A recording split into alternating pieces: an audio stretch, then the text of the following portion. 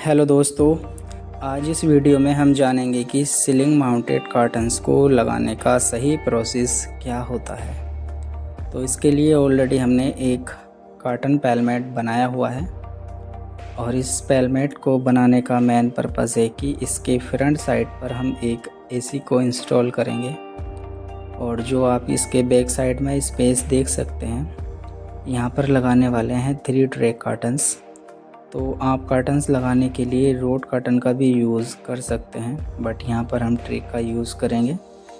और आप विदाउट पैलमेट के भी कर्टन को ईज़िली लगा सकते हैं, बट वो लुक वाइज इतना अच्छा नहीं दिखाई देता।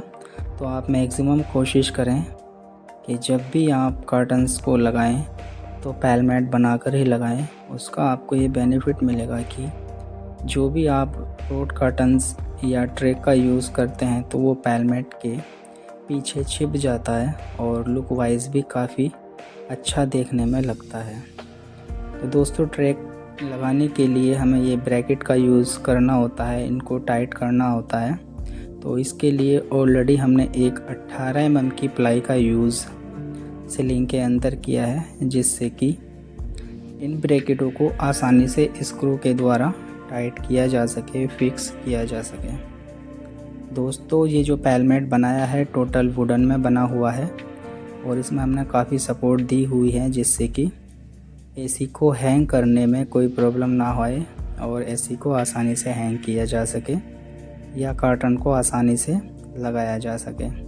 तो अगर आप जानना चाहते हैं कि पैलमेट को कैसे बनाते हैं या कैसे इसमें सपोर्ट देते हैं या इसको बनाने का क्या प्रोसेस है, कैसे वुडन वर्क किया जाता है, तो हमने इसकी एक वीडियो बनाकर इसी चैनल पर अपलोड की हुई है। आप चैनल पर विज़िट करें और वहां से आप जाके देख सकते हैं कि पैलमेट को बनाने का प्रोसेस क्या होता है, कैसे इसको बनाते हैं। दोस्तों, हम यहाँ जो ट्रैक लगाने वाले हैं 3 ट्रैक का यूज़ करने वाले हैं, जिसमें से एक ट्रैक का यूज़ करेंगे और इस फुल विंडो को वो कवर करेगा शेयर कर्टन के लिए। और 2 ट्रैक का यूज़ करेंगे 2 कर्टन्स के लिए, जो कि लेफ़्ट और राइट दोनों साइड में मूव करेगा। तो हम यहाँ 2 साइड कर्टन का यूज़ करेंगे। तो इसके लिए विंडो के सेंटर से डिवाइड करना होता है। जो हमारी विंडो का सेंटर है, यहाँ से हम इसके 2 पार्टीशन करेंगे कर्टन्स के लिए और उसमें मिनिमम 4 से 6 इंच के जो ट्रैक लगाते हैं वो एक दूसरे के ऊपर क्रॉस करने होते हैं कि जब हम कर्टन को बंद करते हैं तो जो उसमें गैप बनता है वो गैप दिखाई ना दे। तो इसी वजह से 4 से 6 इंच मिनिमम एक दूसरे के ऊपर क्रॉस करें। और इसमें मेन चीज़ ध्यान देने वाली ये होती है कि जो भी विंडो का साइज़ होता है उस विंडो के साइड से लेफ़्ट साइड में 9 इंच मिनिमम और 9 इंच राइट साइड में आप एक्स्ट्रा ट्रैक लगा कर चलें। उसका बेनिफिट ये मिलेगा, जब आप कर्टन्स को स्लाइड करते हैं वन साइड या दोनों साइड, तो विंडो फुल दिखाई देती है, जिसका घर के अंदर एक अच्छा लुक दिखाई देता है। तो यहाँ पर ऑलमोस्ट हमारा जो है ब्रैकेट का वर्क कंप्लीट हो चुका है। अब इन ब्रैकेट में हम एम ट्रैक लगाएंगे, जो कि एल्युमिनियम के बने होते हैं। इनको फिक्स करेंगे। तो ये 10 फीट की इसकी लेंथ होती है। तो हम यहाँ पर विंडो के साइज़ के अकॉर्डिंग इनको किसी भी कटर मशीन से आसानी से काट सकते हैं या किसी आरी से इसको आसानी से काट सकते हैं।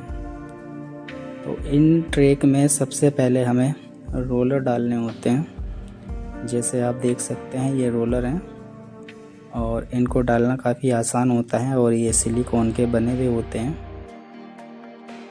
और ये स्लाइडिंग भी काफ़ी अच्छी होती है इनकी।